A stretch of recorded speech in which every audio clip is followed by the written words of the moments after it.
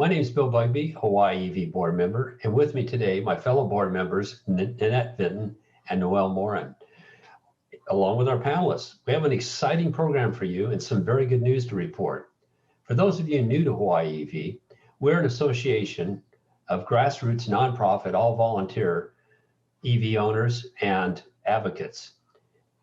Simply put, our mission is to accelerate Hawaii's transition and adoption of clean and sustainable transportation, a mission that includes advocacy, education, and the representation of EV owner interests across the state.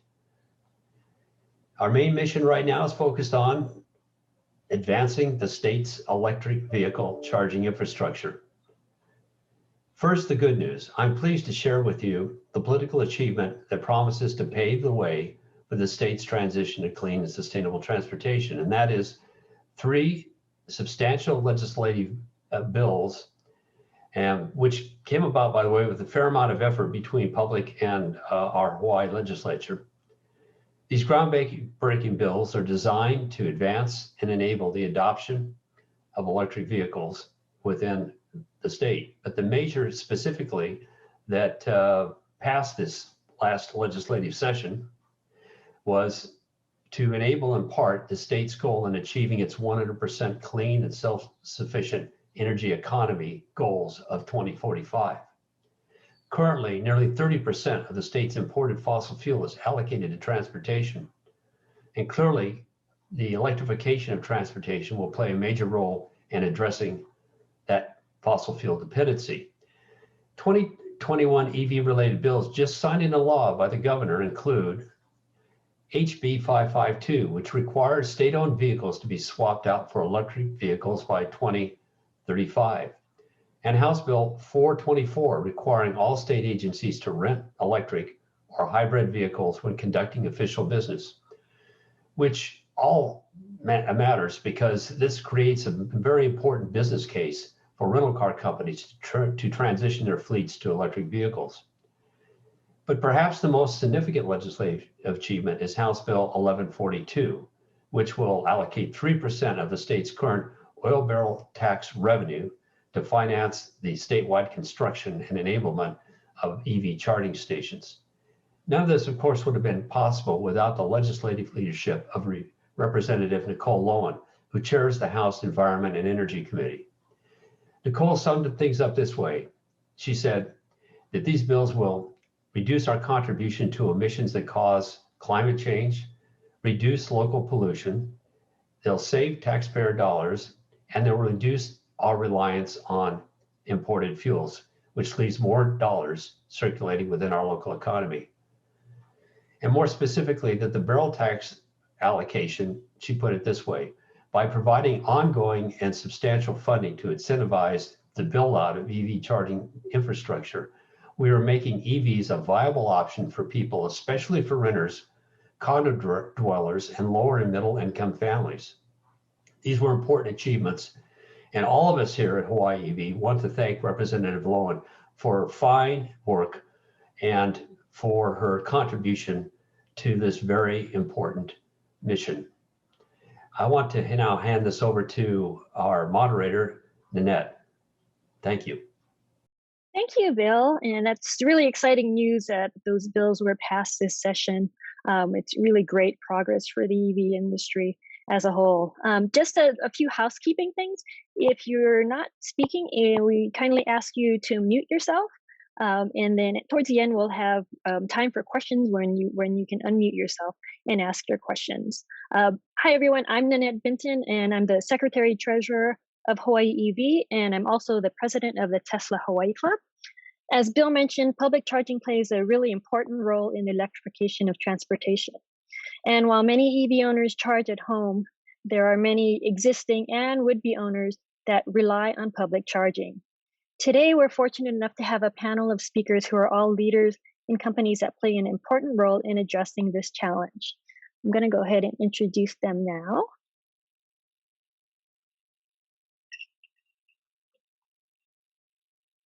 There we go. First, we'll hear from Aki Marceau. Aki is the Director of Electrification of Transportation at Hawaiian Electric. She oversees the strategy, design, and deployment of the company's electrification of transportation solutions across the state. Prior to joining Hawaiian Electric, she served in policy and planning roles at Elemental Accelerator, Hart, and Parsons Brinkerhoff, now at WSP. Welcome, Aki. Next, we have Shawn Moorhead. Shawn is the Vice President of Market and Business Development at EverCharge Hawaii.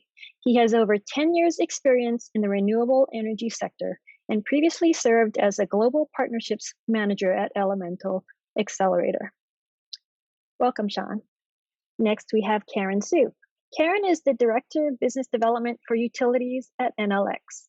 She has over a decade of software experience and expertise in utility enterprise solutions and leads the utility and municipal government business development at enelX.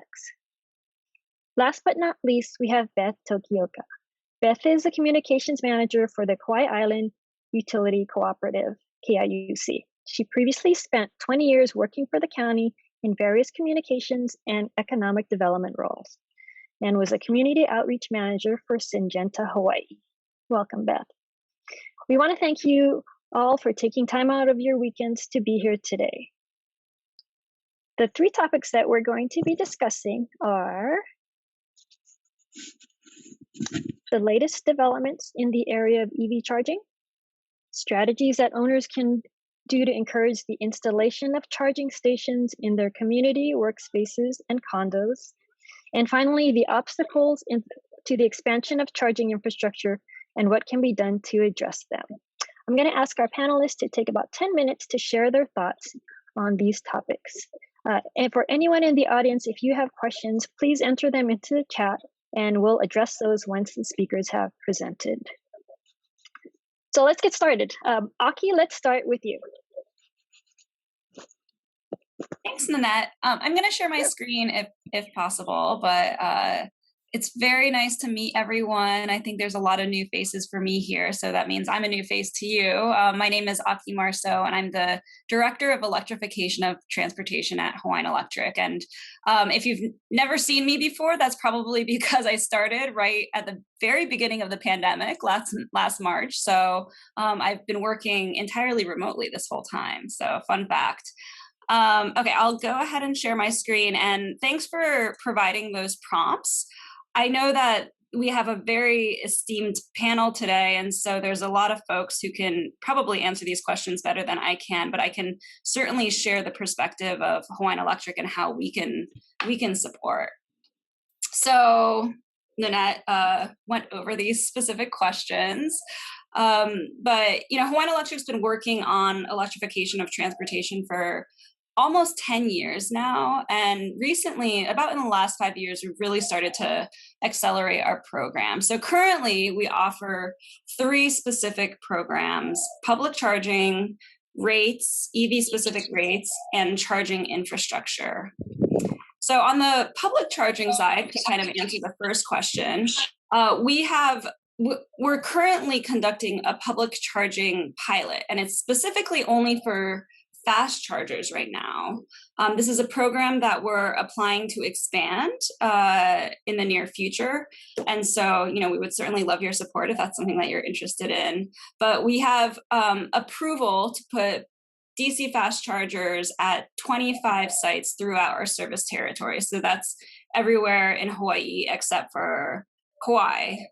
And we've currently deployed 21, and we're looking for homes for the last 4 sites. And we're kind of very close to nailing down those last 4 sites. And we're very excited to, continue to support this critical backbone of fast charging need throughout our service territory.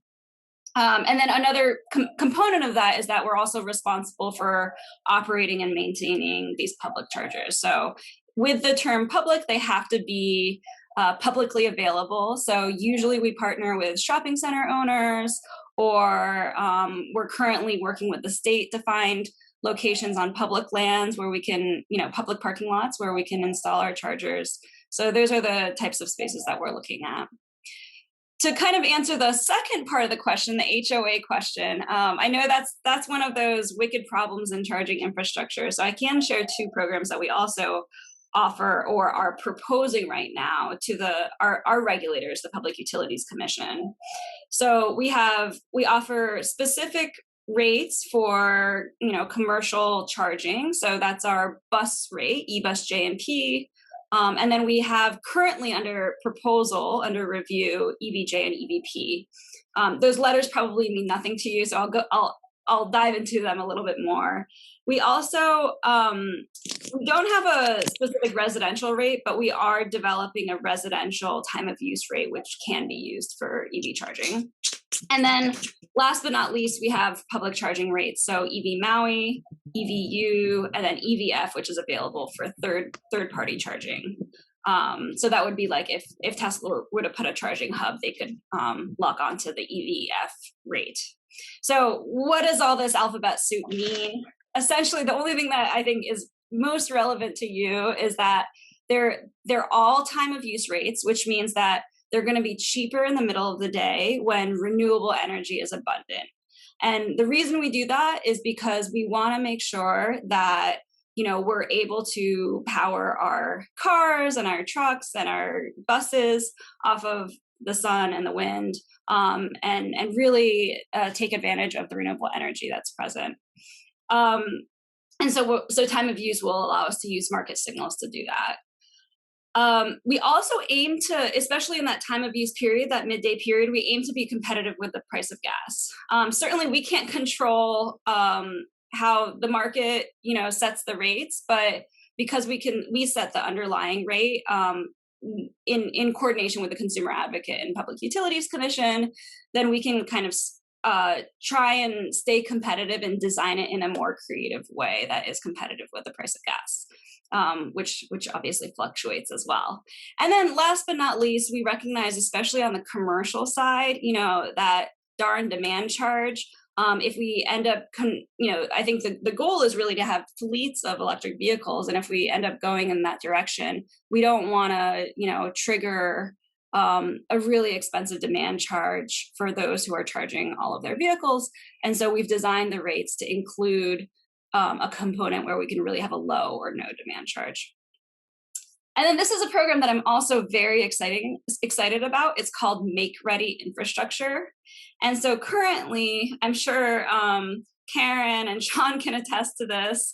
If you were to install a charger at a certain location, the AOAO or the property owner or whoever would be in charge of putting in all the infrastructure, which can get quite expensive over time.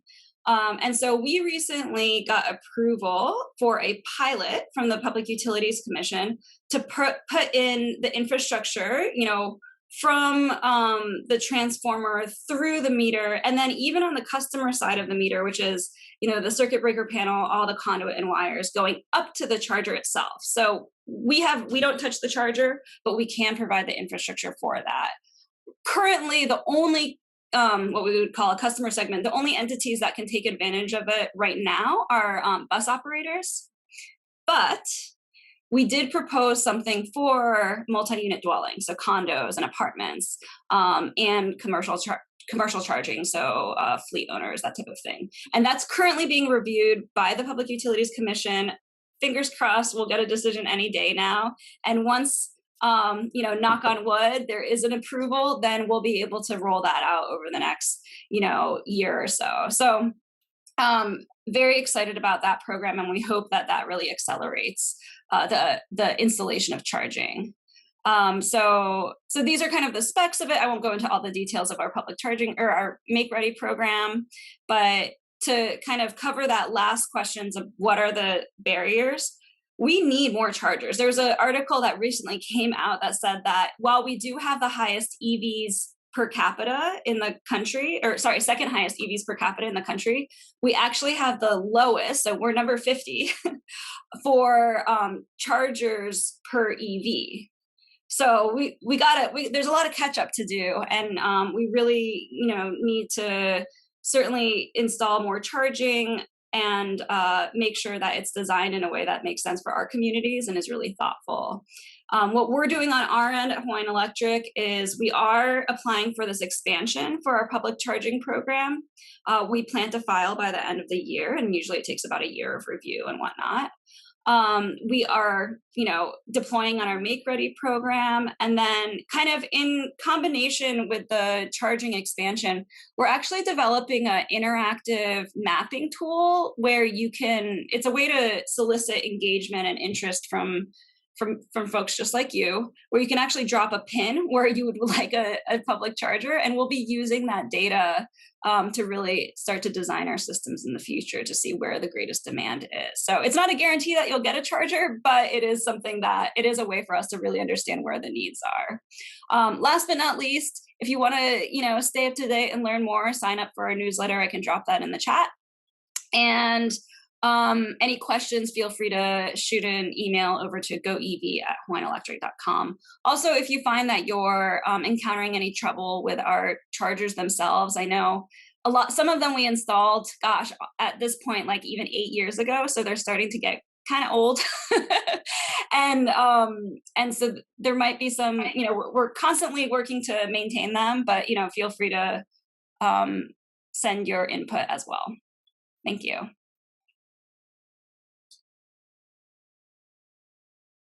I'm on mute. Okay, there we go. Thanks, Aki. Lots of exciting things happening at Hawaiian Electric. So that's going to be great to increase our charging infrastructure here.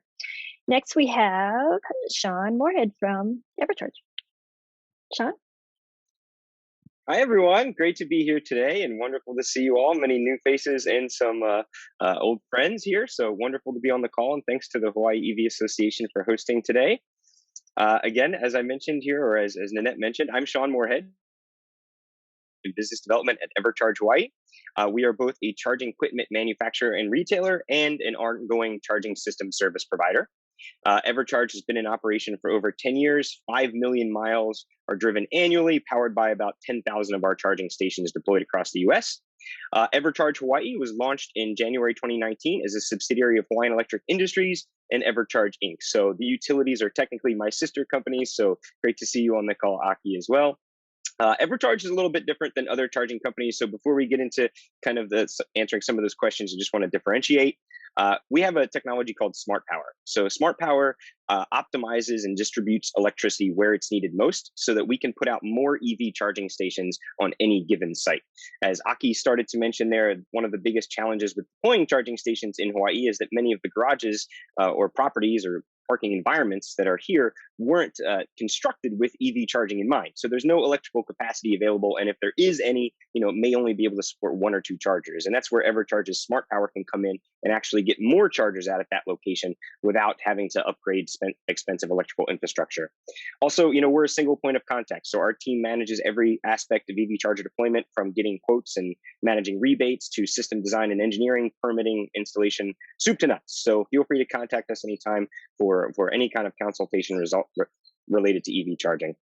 Also, one thing that makes us different is we charge 0 property fees. So many charging companies charge an annual fee to the property for hosting charging stations. We don't think that's fair. So our fee for managing the charging system is actually incorporated into the hourly cost of charging. And then, as I mentioned, our system can take advantage of electrical efficiencies, so we have lower installation costs. So typically, we can get you a couple of chargers out in a limited capacity environment without having to spend expensive checks on infrastructure upgrades. Lastly, fully managed solutions. So the whole idea here is that we provide EV charging without any on-site resources needed. So we oversee the charging system on your property. And then lastly, customization. So the EverCharge platform was specifically designed for residential and commercial multi-unit properties. So anywhere like from retail centers to private clubs, hotels, to condos and townhomes. But just to make sure we're talking about the same thing, and this is a little bit of what Aki mentioned here, there are 3 essential types of EV charging. Level 1, and we see this a lot in garages, is where an owner might just find an outlet somewhere and connect an extension cord in and plug in their vehicle on the other end. That'll deliver about 5 miles of range per hour.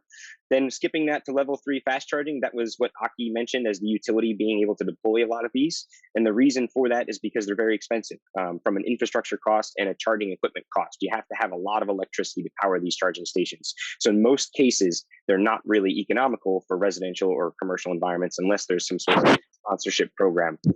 And then lastly, level 2 charging, and that's kind of the standard for residential and commercial properties.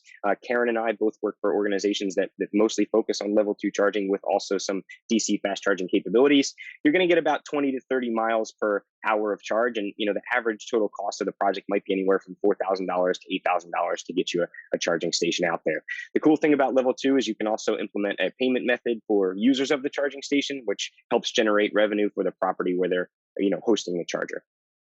A little bit about electric vehicle adoption, and Aki, you mentioned some of this, but just to put a little bit more meat on the bone here, Hawaii ranks number 2 behind California in terms of the rate of electric vehicle adoption per capita. There are over 13,000 electric vehicles currently registered across the state and growing every year.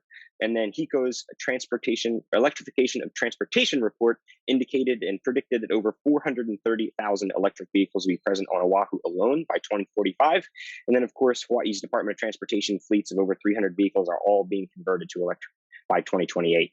And then if that's not enough evidence for you, you can look kind of on the private market side where major auto manufacturers like GM, Mercedes, Nissan, Hyundai, Toyota, and Tesla are all putting out a ton of electric vehicle models. So there'll be more choice for consumers in the future, but also some of the prices of those electric vehicle models will hopefully be driven down to make it more economical in terms of cost of ownership.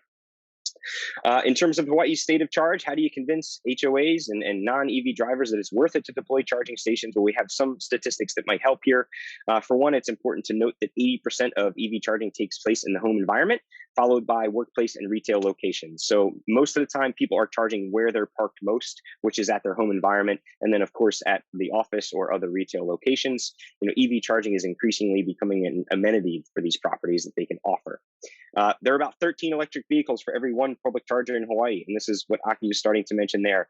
There is a massive demand for charging stations. And as more electric vehicles are on the road, that means we need more chargers out there. So, it's going to be the right combination of both public charging stations, but also residential charging stations and retail and commercial and office space charging stations to really service the need of all those newly electrified fleets and electric vehicles. The good news is if you're in a residential community and you deploy a charging station, even if it's just 2 EV chargers for shared use amongst the entire community, you can raise the resale value of every unit in that community by $3,000 to $5,000. So even if you don't drive an electric vehicle and you live in a residential environment and you want a charger there, multi-unit, and you do benefit by having the chargers in the garage. And if you rent out your unit, you can increase your unit by $50, $75 a month because of that access to the EV charger in the garage. On the commercial side, if you host an EV charger in your parking lot, let's say in a retail complex or a restaurant or office space combined with other commercial, and you can attract new customers, you can charge more rent to tenants, and you can also generate revenue for the property, which is really important. And then lastly, the average daily commute for residents in Hawaii is about 20 miles. So it only takes, 1 hour of level 2 charging to replace that. So, if you're thinking about stopping by Whole Foods for an hour of shopping, you might as well plug in your vehicle. If you're going to the office to take a quick call, you might as well plug in your vehicle. And I think that's how the behavior of EV charging occurs, less so than, running out your entire battery and then filling from 0 to full like we would with an internal combustion engine. So there are different types of public EV charging. There's free public charging, like the EverCharge dual charging station deployed at the Royal Hawaiian Center. So all you have to do there is stop by the security office and they'll give you access to the charger. If you're, attending a restaurant or just going for a walk on the beach, you can still use those charging stations. But it is free and it's also considered public, but there is a little bit of a gate there and they want to, have folks stop by the security station before you start. We also have a dual charging station at the Dole Cannery in Iwalei, and that's a dual charging station, as you can see here. And this charging station is paid. So anyone around the community can stop by there. If you work in a building nearby, you can charge your vehicle, and the property is generating revenue by having these charging stations out, which helps them pay off the upfront investment in putting them out. And then lastly, you can have a paid semi-public charging station like our dual charging station at the Ko'oloaula community in Kapolei. What this station is for is specifically for residents of that community and guests of that community. So, not someone who just happens to be driving by, but, someone who might live there or is visiting someone in that community. So there are a couple different types of models of public charging that I think it's important to mention. How it actually works, though, when you deploy a public charger is that the charger is typically fed by property-owned or common area electricity. Charging is either free or paid for users. If there's paid charging, the EverCharge platform would come in and collect all of those user payments and then reimburse the property for electricity cost. We have a slew of service offerings and customization offerings depending on how you want the system to operate and what's best for that community. Another question we get a lot is what exactly are we paying for when we plug in our vehicle? And typically, you're paying for two things. You're paying for the electricity cost, which in Hawaii can be anywhere from 20 cents to 30 cents a kilowatt hour, which comes out to about $1 to $1.75 for 1 hour of EV charging. And then sometimes properties choose to incorporate a usage fee into that hourly cost that users will pay. And that gets reimbursed back to the property to help them, again, pay off the infrastructure investment and also generate revenue. Another interesting model that we've seen in public charging is subscription basis. So let's say you're a hotel or commercial retail center with a lot of folks nearby in housing environments that might want to charge their vehicle. You can actually have them pay you $50 a month, and then you give them access to the EV charger that's in your garage. Of course, EverCharge can help you set that up. There's also a question of how to get HOAs on board with EV charging. That's something that EverCharge does as well in terms of HOA engagement and kind of proving out the value proposition. So if any of those are of interest to folks, please do contact me and we can continue the conversation. Lastly, I think this is a barrier to EV charging. Again, as I mentioned, a lot of locations just don't have enough electrical capacity to support EV chargers. So they recognize that and they want to kind of get ahead of that curve. So what they do is they deploy what we call EV ready infrastructure. And in this example, they put out a 100 amp 208 or 240 volt panel. And then with EverCharge's technology and our power optimization software, that can support over 10 charging stations. So that's an infrastructure upgrade that will allow the property to put out 2 charging systems today, maybe 2, 4, or 6 in the next 5 years as EV charging grows. I think don't try to solve a problem that you don't have. If you've only got, 5 electric vehicle drivers in your residential community, just put out 2 charging stations and watch electric vehicle adoption grow, then scale the system. Or if you're in a commercial environment and you just see a few EVs coming in and out every day, start with a couple of charging stations and then scale up. But I think you should think about deploying a larger EV charging infrastructure up front so that you can take advantage of some cost efficiencies and some future proofing there. Lastly, we mentioned, Noel mentioned at the beginning a couple of policies that are coming out to support EV charging, but on the other side of that, there are also some rebates and incentives. House Bill 1142 was just signed by Governor Ige, which does designate more funding to Hawaii Energy's electric vehicle charging station rebate program. The previous program gave $4,500 for a rebate when you just deploy a new dual charging station, or $3,000 when you replace your existing inoperable charging station with a dual charging station. So, EverCharge can help you navigate the rebate process. And then, of course, there are also tax incentives as well. So there's federal tax credit. Just give it a Google, Form 8911, and then you'll kind of dive into that essentially. But it's up to $30,000 for commercial properties, or 30% of the total project cost. I think it's also important to mention just a little bit about the City and County Bill 25. So if you're a developer or you're looking at creating new parking environments, all newly constructed homes or newly constructed parking lots must have 25% of the stalls wired for electric vehicle chargers. That's the infrastructure we discussed. Or there must be charging stations deployed in order to meet City and County Bill mandates. And then, of course, there were other policies that just went into place to support EV chargers. So all this to say, we need a lot of charging station deployments out there, and EverCharge is here to help across the state to get those out there. So if anyone has questions or wants to continue the conversation, please let me know. Thanks so much. Thank you very much, Shawn. It's exciting to hear all that great information that you shared, especially for our multifamily, our condo and apartment dwellers. With the Tesla Hawaii Club, we were founded back in 2013, and we've been trying for years and years and years to get more EV chargers into those buildings that don't have them, so we can bring more EV to the state. Okay, Absolutely. Next we have Karen Sue from enelX. Karen? Hello, everyone. Let me try to share my screen. Hopefully everything works. Are you guys able to see the slide presentation? Yes. Perfect. Hi, everyone. My name is Karen Sue. I work for enelX, basically leading the e-mobility efforts out here in North America. Enel by default, we're known as a utility by DNA. We're the #1 renewable operators, known to. We're keeping one of the trucks. You decide which one. Oh, somebody talking. Oh, sorry. We have about 195,000 charging ports deployed. So just to give you some analytics to do a comparison, here in North America, I think in the US, we have only 125,000 charging ports deployed all across the states. So we are very experienced in terms of deploying charging ports around the globe, and then also managing that with some of the renewable efforts. So as Aki mentioned, we're a strong believer, especially out in Hawaii with the microgrid system that you guys have as an island, that renewable is going to be a key point in terms of the electrification efforts, being able to leverage the wind generation overnight with residential charging and the solar generation that's available with workplace charging and public charging.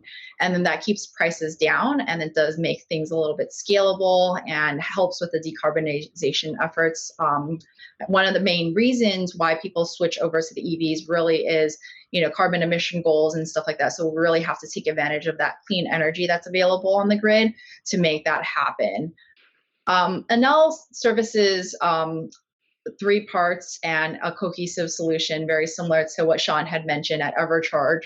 So we do offer everything turnkey as a bundle, but in addition, we do also offer it as an a la carte option. So let's say, if you want an enelX charger, we have OCPP compliant chargers that can go onto other network software. Or if you want, maybe an EverCharge charger and they have OCPP compliancy, we can always bring it into our software system.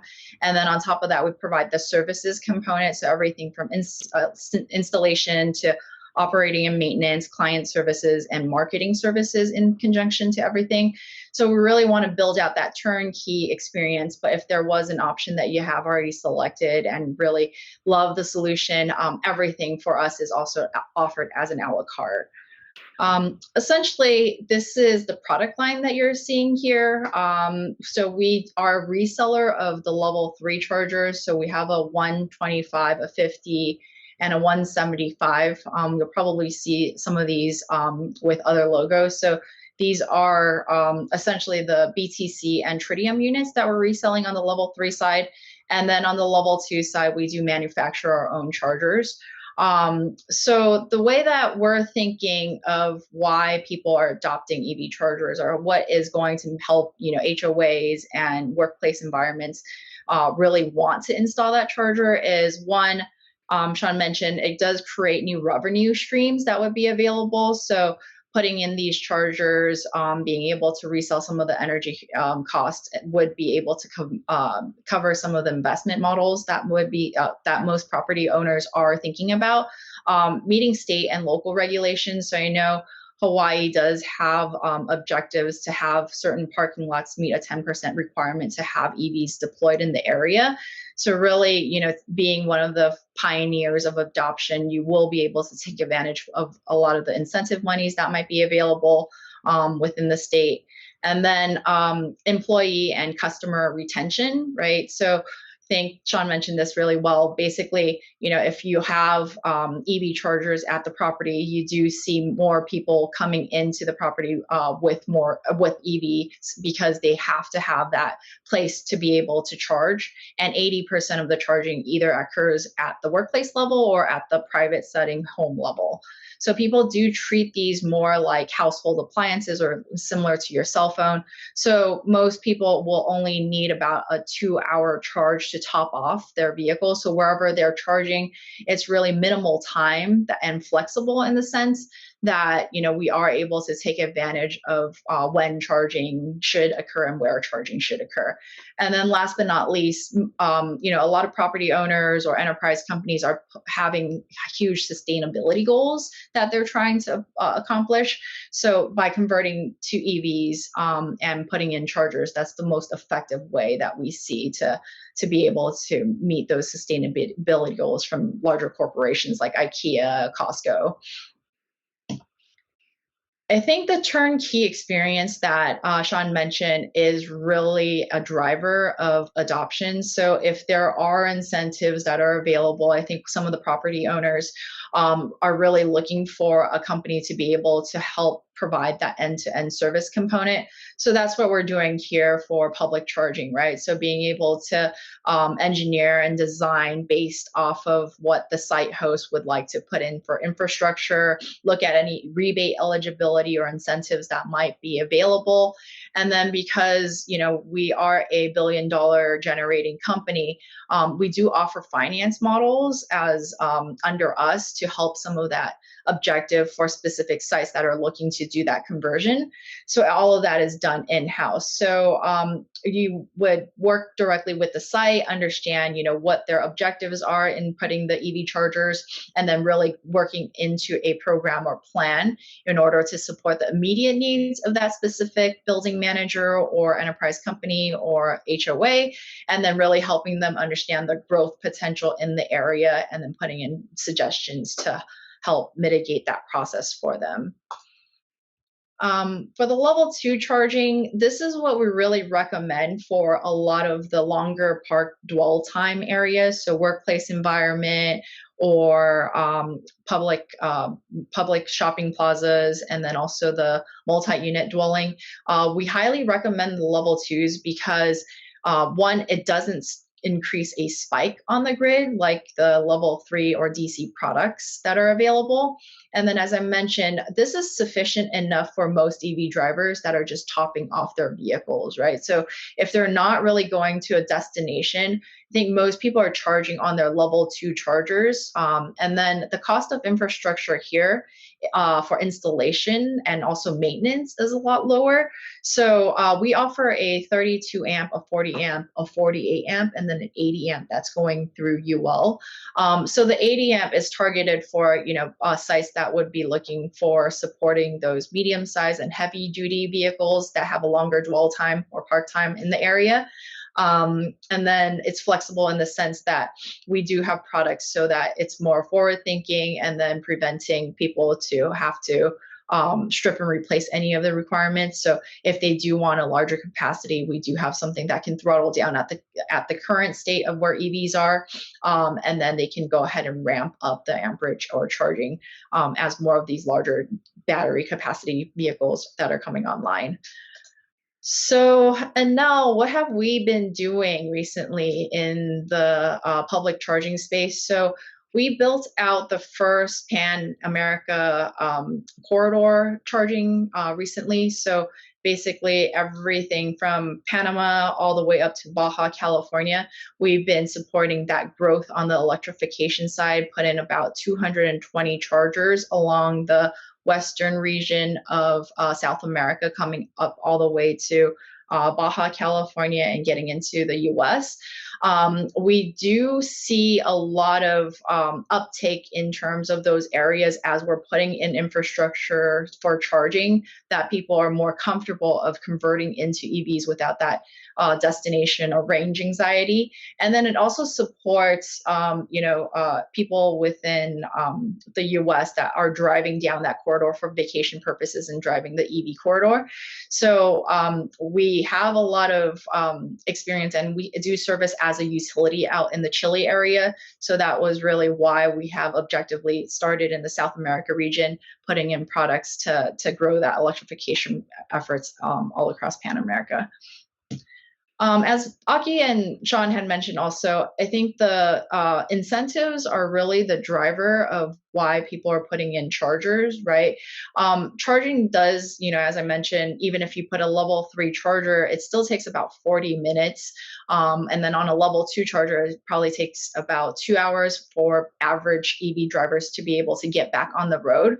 So the likelihood of people putting these at the sideway of street side or curbside, and then, just rest stops, it's really not the best scenario that we can think of when we're putting in these chargers. So the preference mostly is, shopping plazas with longer dwell time for public charging, stadiums or concert venues, And then with that said, a lot of these larger enterprise, stadiums and things like that are thinking about renewables on site. So we would be able to use these large batteries on wheels to help coincide when charging should happen to make them a little bit more effective.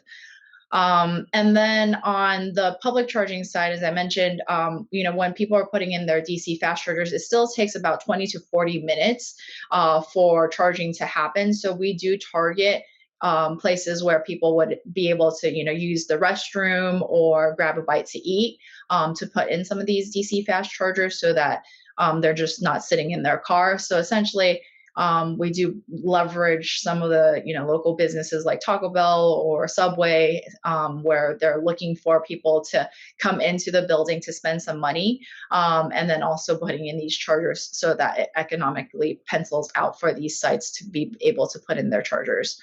And finally, I think I wanted to just point out, I think incentives are really important in the supporting of HOAs making a decision for putting in EVs. So we do see that, as Hawaiian Electric is thinking about putting in the Make Ready program to extend out to the MUDs, in order for us to put in enough chargers or for multi-unit dwellings to really make that jump and decision to be able to put in chargers, we have to get ahead of the game, right? So properties that are coming online or being built right now, those are the lowest cost coverage that we can think of, because it's a lot easier for us to put in chargers as they're building and planning right now versus retrofitting chargers with existing building capacity issues and also building management issues. And so as we're thinking about growing into the MUD space, we really need to consider incentivizing those new development property owners to think about putting in their EVs and putting in the infrastructure to be able to support the growth of the electrification parts on the island. That's it. Thank you, Karen. It's really interesting to me to see, the case studies from not just on the mainland, but from around the world, and how you can use, that experience and bring that into the Hawaii market to increase our charging infrastructure here. So thank you. Okay, so last but not least, we have Beth Tokioka from KIUC. Beth? Aloha, good morning, everybody. Aloha from Kauai, where we are coming to you powered by 100% renewable energy this morning. It's a very sunny day and beautiful day. So very happy to be with you. A few updates on what's happening on Kauai. We were very pleased earlier this year to receive the designation of an alternative fuels corridor by the federal government. This was an effort that was led by our Hawaii State Energy Office to get us this designation, which already exists on all of the other islands. But what it does is it allows us access to federal funds for charging infrastructure, which will be very, very helpful to us down the road. At KIUC, we are currently constructing a new service center for our east side operations in the town of Anahola.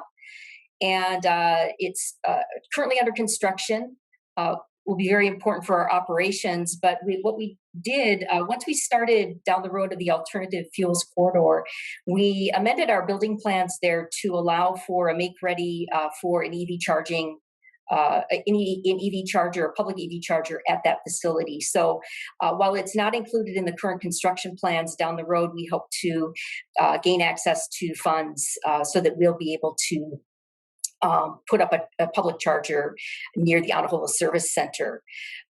Also, on the county of Kauai received a technical assistance grant from the federal government earlier this year. It's called the Federal Energy Transitions Initiative Partnership Project, or ETIP. This is going to be very valuable to our island, and KIUC is collaborating with the county. One of the deliverables is to create a transportation plan and a plan for charging infrastructure throughout the island where it would be best placed. So we're really interested in that partnership and what will come out of that as hopefully a strategic plan. Regarding House Bill 1142, which we've heard a lot about in terms of it creating a sustainable funding source for charging infrastructure.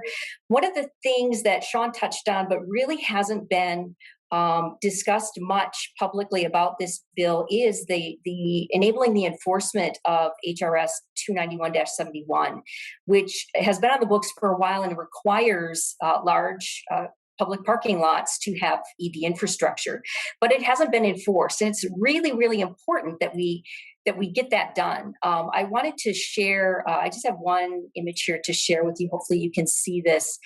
This is from the Kauai EV website.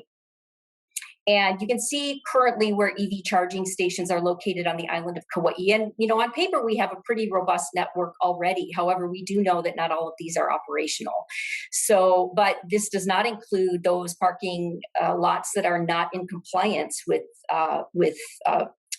HRS 291-71. So it's really important that we are all encouraging our county governments, because the enforcement is going to trickle down to them. And I feel for our county governments, having worked in county government for many years, it is an unfunded mandate, but they are now charged with creating ordinances that will enforce and make sure that chargers that have not already been installed in these lots do get installed and that they are maintained. So it's really important that we start talking to our county councils, county administrations, to have movement on that bill and that enabling ordinance. And I think that, for us on Kauai, once we fill this map out with those locations that really should have chargers already and don't, that will play into this ETIP planning process to see where the PUPAs remain and where we should have additional charging. So again, I think one thing we can all do is get into that discussion with our county governments to be able to get that law enforced. Also, I just wanted to touch upon a couple of additional things.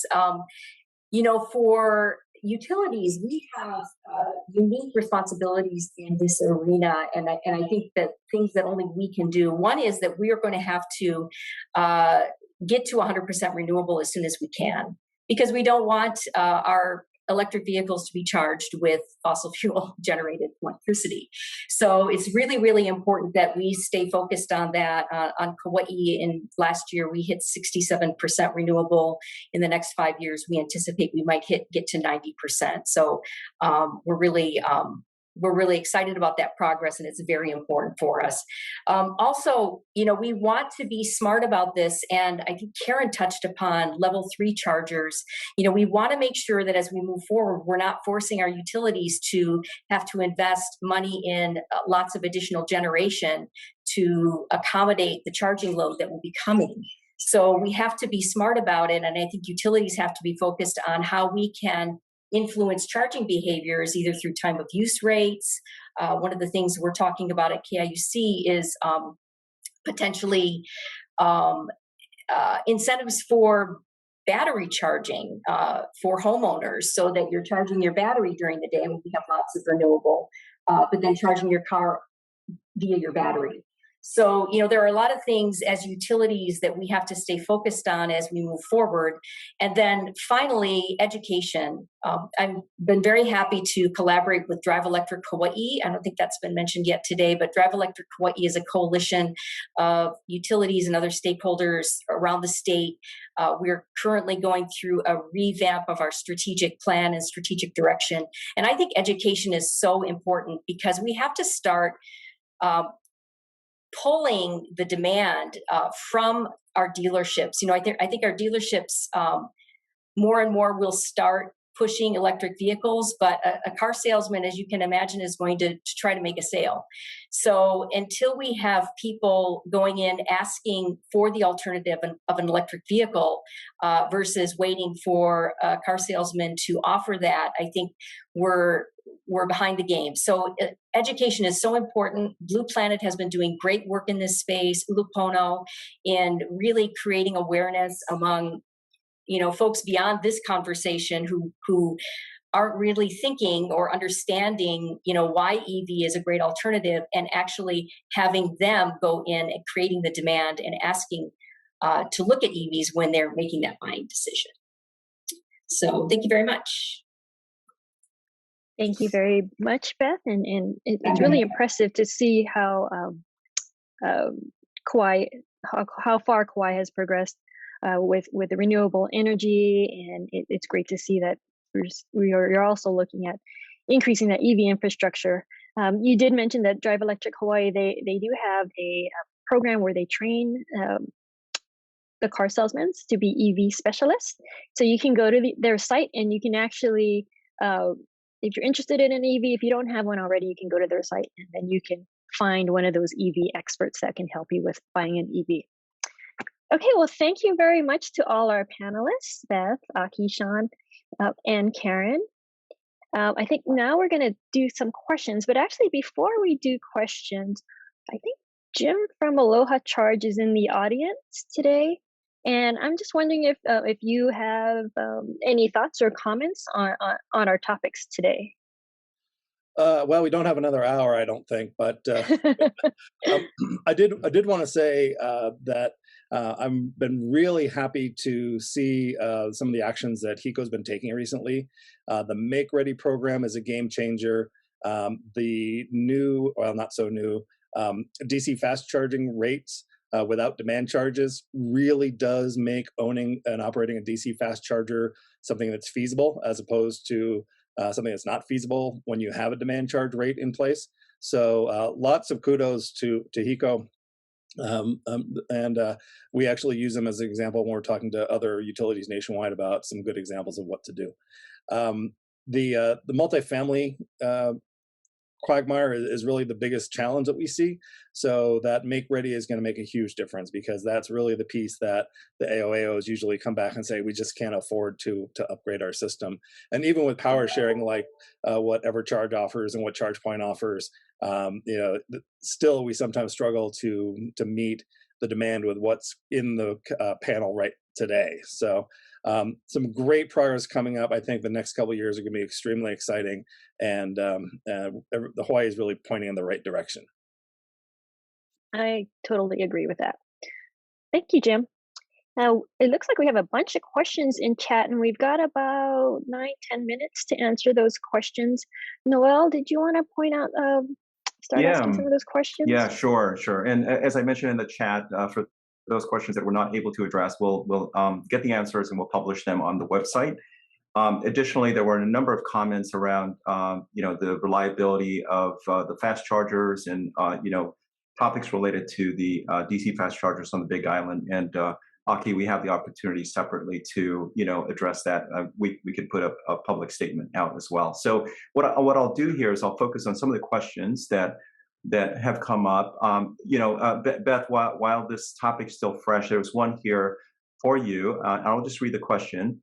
Is KIUC considering lowering the demand charges for EVs? As I understand, turning on a 100 kilowatt DC fast charger for 15 minutes costs $1,400 a month. Is this correct? Yeah, that's a very good question. Thank you for asking it. KIUC, the last time we were before the Public Utilities Commission for a rate case was 2009. So we are absolutely going to anticipate going to the PUC for a number of issues related to rates in the next 2 years or so. And I would be shocked if we didn't have some response to EVs to incentivize charging behaviors and such.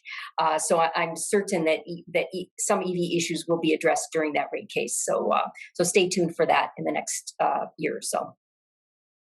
Karen, can I ask an add-on question, if I may interrupt real quick? Would you be open to having storage attached to a DC fast charge project in order to offset some of the demand charges? I think definitely we want to be considering all of those alternatives. I don't think there's much we can do unilaterally right now without going to the PUC for some amendments. And so because there are many, many issues we have to address, including losses due to COVID-19, that those will probably all be wrapped up when we do go to the PUC. And again, I think that'll be within the next year or so that we'll be starting that discussion. So good, very good suggestions, and we want to hear those as we contemplate how to move forward. Thanks.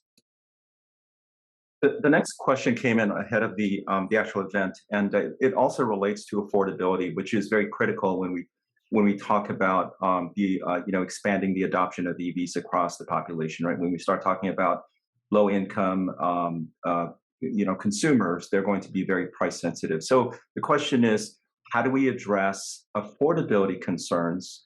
And I will say perceived as well as actual when it comes to charging.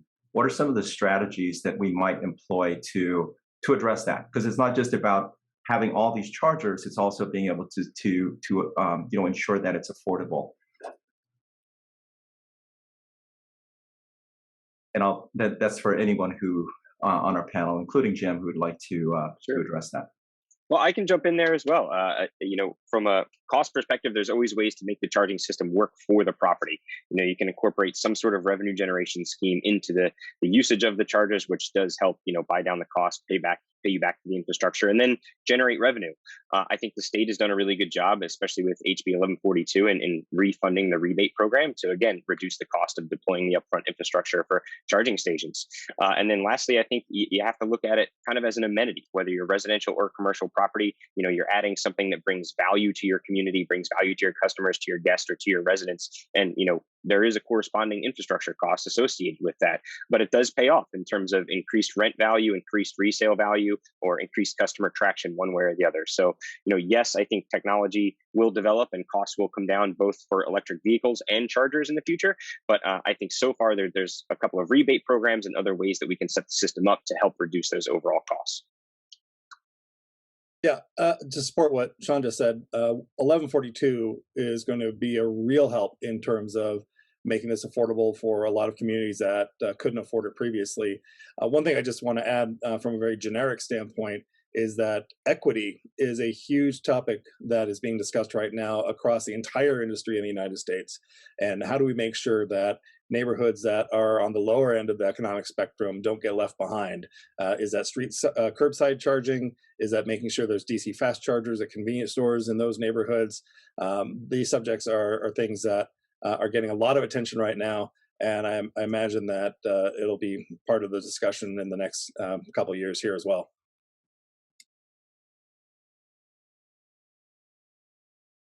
Thank you. Another question relates to usability. And for those who are EV owners, early adopters, it's probably not that big of an issue, but for someone who's new coming into this realm where there's so many different variations in terms of how to pay for charging, how to access a charger, and maybe even the need for multiple adapters, to be able to utilize the charging station. What can be done, or maybe what is being done to help standardize the actual charging experiences? Sure. The standard plug there for an EV charger, I believe it's a J7112, or maybe I got those numbers wrong, but that is an industry standard. Almost all electric vehicles use that standard charging cord. If you have a Tesla, it typically comes with an adapter that snaps on the end of that charging cord to enable that charging event to take place. So I think from a governmental level and a policy framework level, having that standard size plug, regardless of vehicle, regardless of charger, so there's complete compatibility is a huge help. And that's currently the standard. Going forward, I think some electric vehicle companies will want to have their unique charging plug so that they can also sell you a unique charging EV charger. But I think as far as government stepping in and making sure that that is a compatible experience for every electric vehicle, that is a critical need. But also, thankfully, currently that is the standard. I have one thing to add. I think on the J1772, the level 2 side's pretty standardized. The DC side still has some variability. So the CHAdeMO and the CCS. Most vendors are going to CCS just because it has the larger capacity draw that can be accepted. But Tesla is still on a CHAdeMO adapter right now. So I think that's the problem with, public charging at this point. We do want to kind of point the direction that if everybody can go to the CCS type of environment, I think is more agnostic, especially out here in the US. In the European market, I think they're pretty disparate. And so that's why in the global format for automakers, they are able to still, basically privatize the specific units of charging equipment or cable that they want to use. And what they do on the European space is basically you carry your own cable based on the vehicle that you buy. But it's really not going to work out here in the US. So I think government does need to step in, especially for public charging on the DC side, to standardize something that everybody would be able to use. Well said, Karen. As a Tesla driver, I know that Tesla has their CCS to Tesla port adapter in Europe and has for a couple of years. They keep saying they're going to bring it to the United States, but we haven't seen it yet. We also are seeing things like Rivian coming out where they're going to have some unique access to their own DC or their own plugs. The way they're doing it is through communication, though, not through an actual physically different plug. In terms of the different networks talking to each other, there is a lot of work going on right now so that a Greenlots card holder can charge at a charge point station or an enelX station or vice versa. We're seeing the development of the EV charging network, much like we did with ATMs long ago, where you had to go find a Cirrus machine or a Plus machine. And now today you can just go to any machine and get cash. You might have a little bit of a roaming fee, but that is an active initiative by all the big companies out there right now. Great. Well, looks like we are right up on 11 o'clock. This was a really, really informative session, a lot of information covered. And we want to thank our panelists and Jim for jumping in as well, for providing all of this information.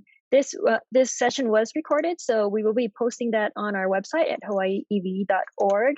And also for the questions that we didn't answer, the Q&A, we'll do our best to go back and get those questions answered from our panelists, and we'll also post that on our website as well.